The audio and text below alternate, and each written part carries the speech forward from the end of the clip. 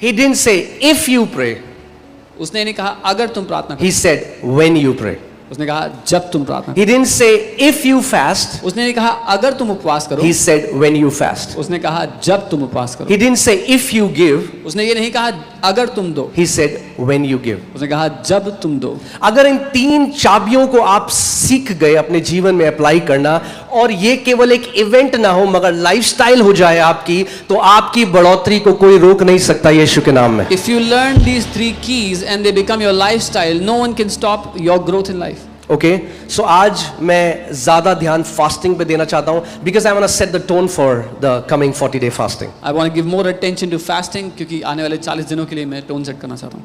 Okay, कि आप उसका महत्व समझो। That you understand the significance of it. इससे पहले कि हम सीखें उपवास क्या है, पहले ये सीखते हैं उपवास क्या नहीं है, क्योंकि ऐसे यीशु ने भी सिखाया। उसने कहा जब तुम प्रार्थना करो तो ऐसे मत करना। सो अब मैं आपको बताता हूं पहले उपवास ऐसे मत करना, फिर हम देखेंगे कैसे करना है, मगर पहले सीखते हैं ऐसे मत करना। So before we learn what is fast, let us learn how not to fast, just as Jesus taught us. Okay, if you're writing, you can write it down. Fasting is not to bend God's will under our will. उपवास परमेश्वर की इच्छा को हमारी इच्छा के अधीन झुकाने के लिए नहीं है। परमेश्वर पिता, मैं एक लड़के को पसंद करती हूँ, Oh, Father God, I like a boy.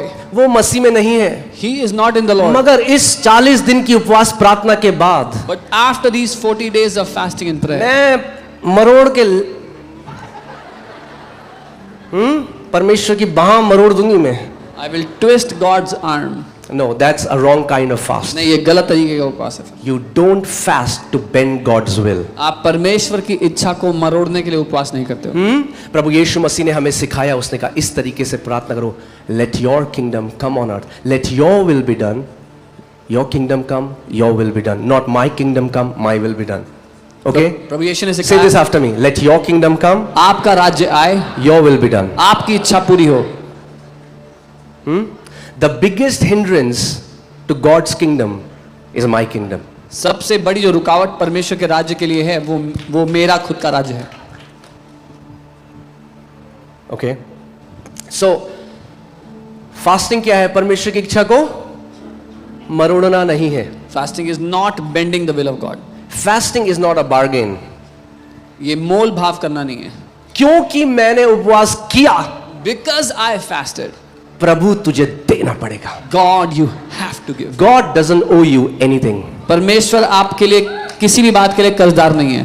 God doesn't owe you anything. परमेश्वर आपके किसी भी बात का कर्जदार नहीं है।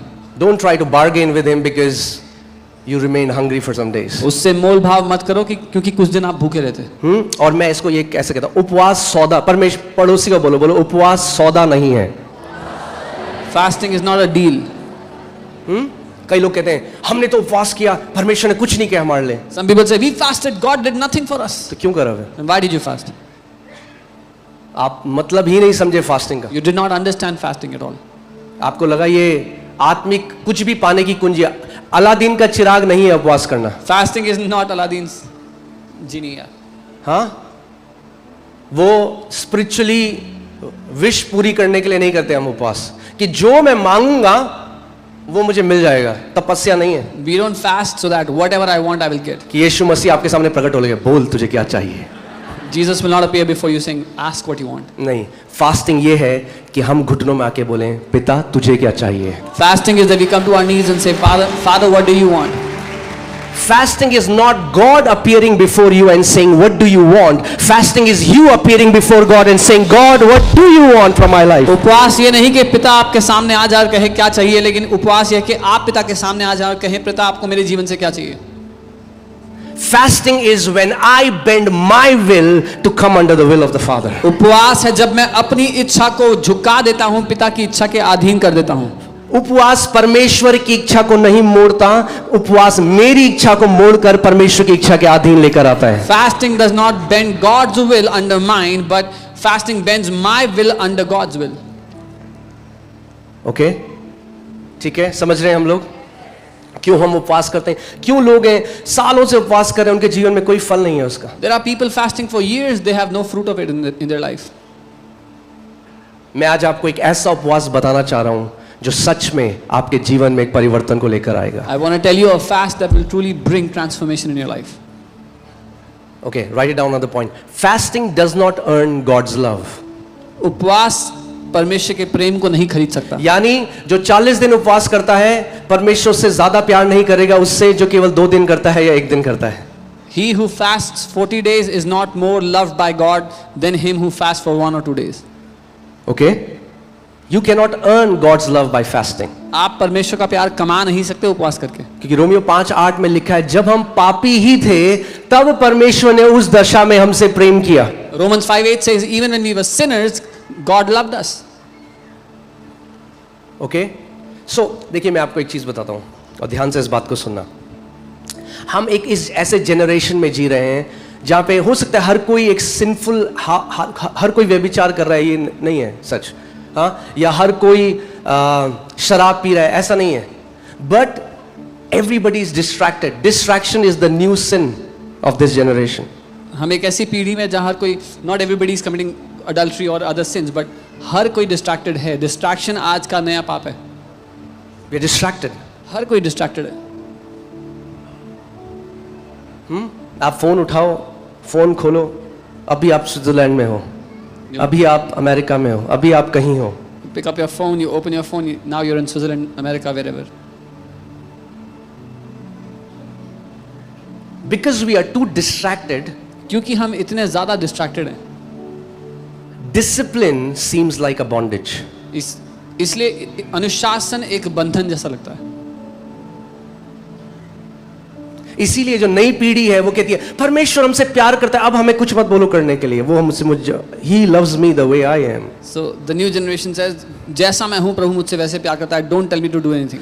जैसा तू है परमेश्वर तुझसे वैसा प्यार करता है. मूर्ख, इसलिए तुझे वैसे नहीं रख छोड़ेगा जैसा तू है. तुझे अपने प्रेम से बदल देगा, अपने स्वरूप में, अपनी महिमा में, अपने अनुसार. Because God loves you the way you are, which is why He will not leave you the way you are, but He will transform you by His love, by His glory. Yes, He loves you the way you are. हाँ, जैसे आप हो वो आपसे प्यार But करता He will है. not leave you the way you are. पर आपको वैसा ही नहीं छोड़ देगा वो. Okay? So when जब नई पीढ़ी परमेश्वर के प्रेम के, परमेश्वर के अनुग्रह के वचन को सुनती है कई बारी, तो वो उसको एक डॉक्ट्रिन की तरह देखती है. When the new generation sees the love of God, they or the grace of God, they see it like a doctrine. तो वो कहते हैं कि अब तो प्रभु मुझसे प्यार करता है, They say now मैं God जो भी loves करूं me. प्रभु मुझसे प्यार करता है. No matter what I do, God loves me. Yes, प्रभु आपको ठुकराएगा नहीं. मगर क्या आपने वचन में पढ़ा है कि आप पवित्र आत्मा को शोकित कर सकते हो? You can grieve the holy spirit. Yes, God will not reject you, but have you read in the Word that you can grieve the Holy Spirit? हम लोग डिस्ट्रैक्ट हो के इतने हार्ड हो सकते हैं अपने हार्ट में, इतना हमारा हृदय कठोर हो सकता है Being distracted, we can be so hardened in our hearts कि हमें पता भी ना चले कि कब वो जो कनेक्शन हमारा परमेश्वर के साथ था वो टूट गया और हमें पता नहीं है. that we won't even know when that connection got disconnected and we didn't even know. सच बोल सकता हूँ इस जगह में? Can I speak the truth?